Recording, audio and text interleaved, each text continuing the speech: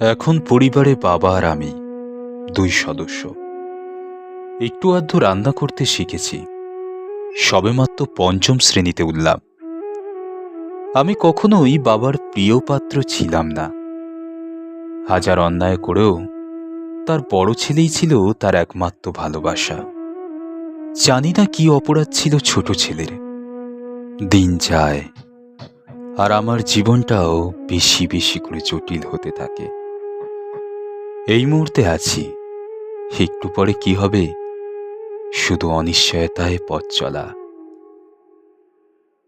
সম্ভবত সেদিন ছিল রবিবার। স্কুলে যায়নি। সকালে ঘুরতে ঘুরতে বাজারে গিয়েছিলাম। বাড়ি থেকে 1 কিলোমিটার দূরে বাজার। 10:30-11টা বাজে। হঠাৎ দেখি রাস্তার ওপর দিয়ে অর্ধেক কাপড় পরা খালি গায়ে বাবা রাস্তা দিয়ে দক্ষিণ দিকে দৌড়াচ্ছে বাজারের দিকে। কি ব্যাপার যেই জিজ্ঞাসা করলাম, সঙ্গে সঙ্গে রাস্তা থেকে ইট পাটকেল তুলে আমাকে ছুঁড়তে আরম্ভ করলো। আমিও একটু দূরত্ব বজায় রেখে পেছন পেছন ছুটছি, ছুটছি আর ছুটছি। বুঝতে পারছি না কেনই বা ছুটছি, কেনই বা আমাকে দেখে বাবা এত রেগে গেল। কোথায় বা যাচ্ছে না বলে কয়ে কিছুই বুঝতে পারছি না। কয়েক কিলোমিটার বেতাই বাজার ছাড়িয়ে পলাশী মোড় পেরিয়ে দক্ষিণ জিতপুর পাড়া এসে একটি বাঁশ বাগানের মধ্যে ঢুকে গেল। আমি ভয় পেয়ে গেলাম বাঁশ বাগানে ঢুকতে। চিৎকার করে ডাকলাম বাবা বলে। কয়েক সেকেন্ডের মধ্যে কোথায় যেন হারিয়ে গেল। এখন আমি একা। একা কি করে থাকবো, কি খাবো, রাতে হলে একা কিভাবে ঘুমাবো, ভূতের হাত থেকে কে বাঁচাবে আমাকে? একটা গাছের তলায় বসে কাঁদতে কাঁদতে ঘুমিয়ে গেলাম। ঘুম ভাঙল কারো ডাকে। আমি উঠে বসি। সে আমার সব কথা শুনে তার কাছে কিছু মুড়ি ছিল। বলল, খিদে পেয়েছে, এটা খা। আমি নিতে চাইনি, কিন্তু খুব খিদেতে পেট জ্বলছে। কারো কাছ থেকে কোনোদিন কিছু হাত পেতে নেয়ার অভ্যেস তো আমার নেই। সে আমাকে বলল, বাড়ি একা যেতে পারবি তো? বললাম হ্যাঁ। বলল, ঠিক আছে, ফিরে যা, তোর দিদি আছে বললি যে, আপাতত দিদির কাছে তুই চলে যা। মুড়ি খেতে খেতে ঘরের পানে রওনা দিলাম। মনে মনে ভাবছিলাম, মাই বুঝি আমার জন্য ওই লোকটাকে মুড়ি দিয়ে পাঠিয়েছে। ধীরে ধীরে হাঁটতে হাঁটতে দিদির বাড়ি এলাম। দিদিকে সব বললাম। পরের দিন বাড়ি গিয়ে পাশের বাড়ির নরেন্দার মুখে শুনলাম যে প্রিয় বড় ছেলে বাবাকে খুব মেরেছে। আগেও একবার আমার চোখের সামনে ওই খেজুর গাছ কাটার কাটারি দিয়ে বাবাকে কুপিয়ে কাটতে গেছিল। সেই সময় প্রফুল্ল বিশ্বাস রমেশের হাত ধরে কাটারি কেড়ে নিয়েছিল। স্বাভাবিক কারণে বাবা উন্মত্ত হয়ে যায় এবং অনিশ্চিত যাত্রায় ছুটতে থাকে। তাই ছোট ছেলেকেও সে আজ চরম শত্রু চিহ্নিত করে। ভবসাগরের মাঝে ফেলে পালিয়ে গেল বাবা। এবার থেকে আমি একা মাঝে মধ্যেই শ্মশানে যাই। কোথাও সেখানে মায়ের পুরানো চিতা ছিল, হয়তো মাটির সাথেই ছাই মিশে আছে। কারণ কোথায় মাকে পোড়ানো হয়েছে আমি দেখিনি, কারণ আমার 5 বছর বয়স ছিল। কেউ আমায় শ্মশানে নিয়ে যায়নি সেদিন। ঘন জঙ্গলে হাজার বছরের বটগাছ, অস্থি বিসর্জনের কানাই পুকুর, ভয়ানক পরিবেশ দিনের বেলায়। কেউ সেখানে যেতে সাহস করে না। ধারে কাছে কোনো বসতিও ছিল না। সেখানে গিয়ে বসে থাকতাম আর ভাবতাম, মা যদি একবার আসে। যেতাম আমি আমার বন্ধু কান্নাকে সাথে নিয়ে। সব কষ্ট, সব ব্যথা, দুঃখ, যন্ত্রণা মাকে নিবেদন করতাম। মনটা আমার শীতল হয়ে যেত। মা যেন আমায় বলতো, আমি আছি বাবা, সব সময় তোর সাথে আছি। মনে রাখবি, দুনিয়াটা জীবনের যুদ্ধক্ষেত্র। তোকে যে একা এগিয়ে যেতে হবে। মাঝে মাঝে দিদির কাছে যেতাম, থাকতাম। সেখানেই খেতাম। শীতকালে অতি ভোরে মাঠ থেকে পাকা ছোলা গাছ টেনে তুলে জামাইবাবুর সাথে বাড়ি ফিরতাম। কি ভীষণ কষ্ট! চাষি ছাড়া বোঝানো কাউকেই সম্ভব নয়। শক্ত কাঁটার মতন শুকনো গাছ মুঠো করে তুলে হাতে ফোঁসকা পড়ে যেত, রক্ত বেরোতো, যন্ত্রণা হতো। নিরুপায় আমি, কাকে বুঝাবো সে কথা? মা হারা বাবা হারা একটি আওয়ারা সন্তানের হৃদয়ের আওয়াজ আকাশে মিলিয়ে যায়। দিদির শাশুড়ি সর্বদা দিদির ওপরে কারণে অকারণে অত্যাচার করত। দিনরাত ঝগড়াঝাটি অশান্তি, দু চোখে বৌমাকে দেখতে পারত না। আমার খুব খারাপ লাগতো, কিন্তু উপায় কি? আমার ভাগ্যটাই তো আমার সাথে নেই। কয়েক মাস পর বাবা ফিরে এলেন বাড়িতে, বিপুল ধনসম্পদ নিয়ে বাবাজি হয়ে। জাতপাত সব খুইয়ে বৈষ্ণব ধর্মে রূপান্তরিত হয়েছেন। উনি এখন কৃষ্ণ নামে দীক্ষিত হয়ে নিজেকে তথায় সমর্পণ করেছেন।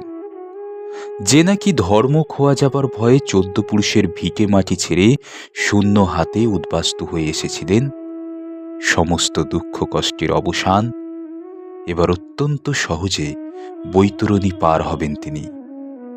কিন্তু আমার কি হবে? আমার পুরো জীবনটা তো সামনে। বাবাজি বললেন, আমাকে তার গোসাইয়ের নবদ্বীপ স্বরূপগঞ্জের আকড়ায় নিয়ে যাবেন।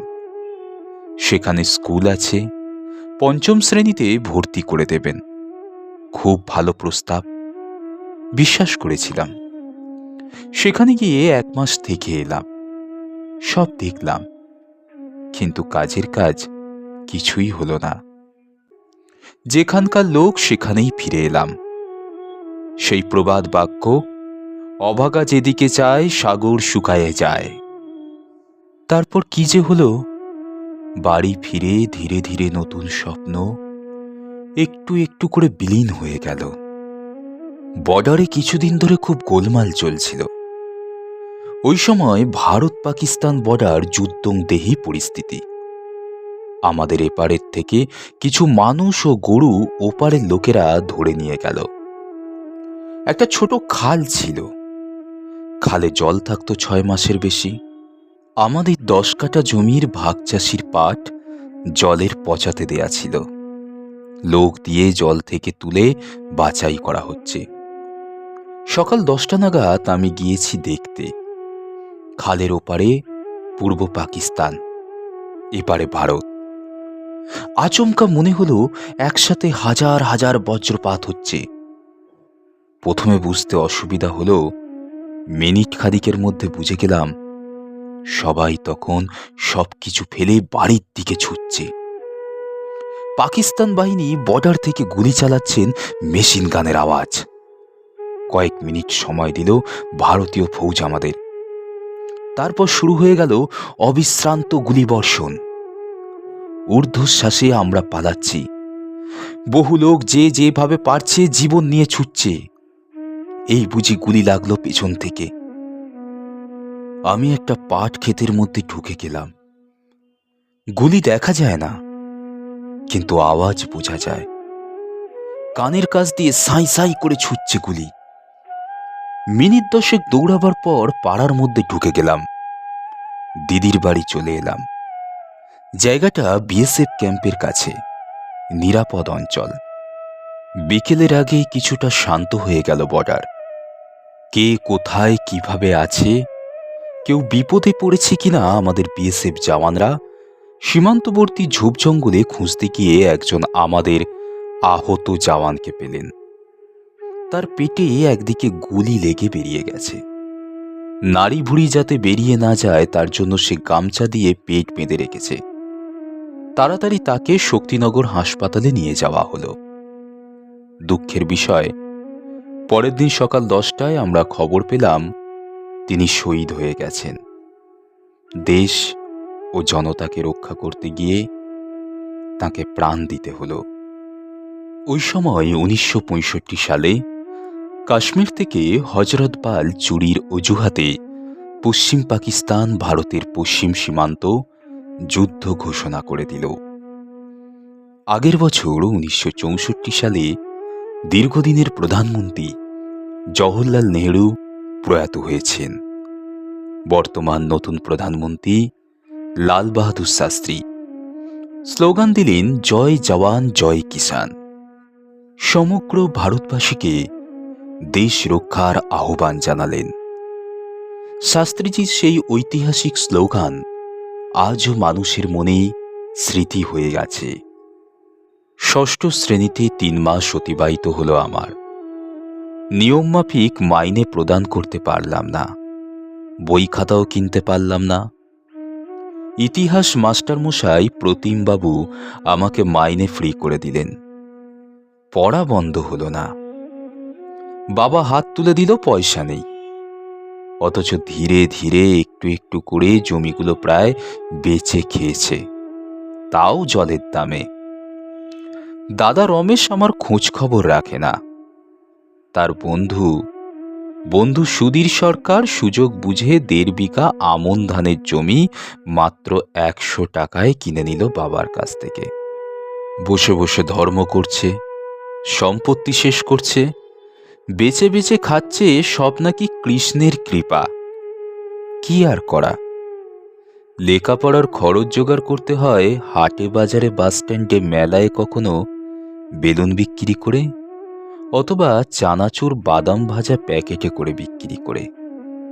কিছুটা স্বনির্ভরতা বাড়ছে ক্রমাগত ধীরে ধীরে। মাঝে মধ্যে ধান পাট নিড়ানো, কাটা ঝাড়া কিংবা পানের বড়াতে কাজ করি। মালিকরা অর্ধেক মজুরি দেয়, কিন্তু বড়দের থেকে বেশি কাজ করায়। ছোট তো, তাই। তার থেকে কিছু কিছু আবার বাবাকেও ভাগ দিতে হয়। তা না হলে উল্টোপাল্টা ও অসম্মানজনক কথা বলে বিচ্ছিরি গালমন্দ করে। আবার কেউ যদি জিজ্ঞাসা করে, এটি আপনার ছেলে? উনি উত্তর দেন, না না, এই দুনিয়ায় আমার কেউ নেই, এটি আমার শত্রু। এর জন্যই তো আমি সংসারে আটকে আছি, না হলে কবে সংসার ছেড়ে বৃন্দাবন চলে যেতাম। মাঠের কাজে ভীষণ কষ্ট, ব্যবসা রোজ ভালো হয় না, স্কুল করতে গিয়ে রোজ সময় পাওয়া যায় না। ধীরে ধীরে বিড়ি বাঁধা শিখলাম। এই কাজটা প্রতিদিন পাওয়া যায়, আর সম্পূর্ণ মজুরিও পাওয়া যায়। এখন হাতে টাকা পয়সা থাকে। একদিন ছোটবেলাকার বন্ধু মন্টুর সাথে ঠিক হলো তেহট্ট সিনেমা হলে সিনেমা দেখতে যাব। মন্টু রাজি হয়ে গেল। কিছু পয়সা জোগাড় করলাম। আমি 10 টাকা মতন জোগাড় করলাম। প্রায় 7-8 কিলোমিটার দূরে তেহট্ট থানার পাশে সিনেমা হল। গ্রামের শহরের মতো ভালো সিনেমা হল নেই। গিয়ে দেখি কাঁচা হল, উপরে ও পাশে তাঁবু বা তিরপল দিয়ে ঘেরা। আমরা সকাল 10টায় পৌঁছে গেলাম। গিয়ে দেখলাম সন্ধ্যা 6:30 থেকে সিনেমা শুরু হবে। এবার সারাদিন সময় কাটানোর জন্য কাছেই জলঙ্গি বা খড়ি নদীর পাড়ে ঘুরে ঘুরে বিকেল হয়ে গেল। এসে টিকিট কাটলাম। 40 নয়া পয়সা দিয়ে স্পেশাল সিট, বাঁশের চালি দিয়ে বসার বেঞ্চি। ফিল্মের নাম সুভাষচন্দ্র। প্রথমে পুলিশ সুভাষচন্দ্রকে গ্রেপ্তার করল। একজন ছাত্র মাথা নিচু করে দাঁড়িয়েছিল তাঁর সামনে। সুভাষচন্দ্র বললেন একটা ফুল হাতে দিয়ে, লুক আপ। কিছু আগেই বলেছেন যে দেশ সেবা ও স্বাধীনতাই তাঁর একমাত্র ধর্ম। আমিও জীবনের যুদ্ধক্ষেত্রে লড়াইয়ের পথে পূর্ণ শক্তি ও দিশা খুঁজে পেলাম। চলতে থাকলো একদিকে কাজ, মানে টাকা আয় করা, অন্যদিকে পড়াশোনার লড়াই। একই সাথে নিজের নৈতিক চরিত্রের গঠনের মানসিকতা, কিছুটা সাম্যবাদ অর্থাৎ মার্ক্সবাদ চিন্তা বোঝার চেষ্টা। এই সবের মধ্যে দিয়ে মনে হচ্ছিল যে এই সমাজটা ঠিক নেই। যাই হোক, সবকিছুতেই পড়াশোনা জরুরি। মানুষ হতে গেলে শিক্ষাগত যোগ্যতা সব থেকে আগে। মহামতি লেনিন বলেছেন, শিক্ষা আনে চেতনা, চেতনা আনে বিপ্লব। প্রতি শুক্রবার হাটের দিনে বেতাই বাজারে সরোজ মাস্টার কিছু লোক নিয়ে একটা লাল পতাকা উঁচুতে বেঁধে লম্বা চোঙা ফুঁকে বক্তব্য রাখেন। কথাটা সেখান থেকেই শুনেছি। ইতিমধ্যে একটা ছোট্ট মেয়ের সাথে বন্ধুত্বের সম্পর্ক গড়ে ওঠে। প্রথম দিকে ও আমার বিড়ি পাতা কেটে দিত, আবার ওর দাদাও আমার বন্ধু ছিল। ওর সাথে ক্রমশ মেলামেশা বাড়ে। তার কাজের মজুরি অবশ্যই দিতাম, তাছাড়া যখন যা আবদার করত তাই দিতাম। পোশাক আশাক ইত্যাদি খুশি হয়েই দিতাম। আকাশের মা বৌদি আমাদের সাহায্য করত। বৌদি আমাকে খুব ভালোবাসত, আমিও তাকে ভালোবাসতাম। সে আমাকে ভাই বলে ডাকত। এতদিনে তেহট্ট বাজারে নতুন সিনেমা তৈরি হয়েছে, নাম প্রান্তিক সিনেমা হল। আর এক বন্ধু মন্টু, আমি দুই বন্ধু সিনেমা দেখতে গেলাম মেয়ে বন্ধুদের নিয়ে। নাটনা মোড়ে ছিন্নমস্তা কালী পুজো মেলার নাম করে। আজও মনে পড়ে সেই বিখ্যাত গান পরিণীতা ফিল্মের, মালা বদল হবে এই রাতে। যদিও অনেকেই জানত আমাদের বন্ধুত্বের কথা, যার মধ্যে কোনো অন্যায় বা খারাপ উদ্দেশ্য ছিল না, সূর্যের মতো নির্মল। ছোট্ট মেয়েটা ও আমি একসাথে বহু মেলায় যেতাম, গ্রাম্য যাত্রা এবং আলকাপ গান শুনতে, পুতুল নাচ দেখতে যেতাম, একসাথে স্কুলেও যেতাম। যাত্রার আসরে সে নাচত, আমি প্রত্যেকটা আসরে যেতাম। আর ও আমাকে পরে জিজ্ঞাসা করত, নাচ ভালো হয়েছিল? আমার খুব ভালো লেগেছে, ভালো বললে ও খুশি হতো। এতদিনে বাড়িটুকু বাদে সব জমি বিক্রি শেষ। চরম বিভ্রান্তি জীবন জুড়ে চলছে। এত অন্ধকারে সুভাষচন্দ্রকে ডাকি, আমাকে আলোর পথ দেখাও। একটা বইতে পড়েছিলাম স্বামী বিবেকানন্দ বলেছেন, ওঠো, জাগো এবং পৃথিবীতে এসেছো একটা দাগ দিয়ে রেখে যাও।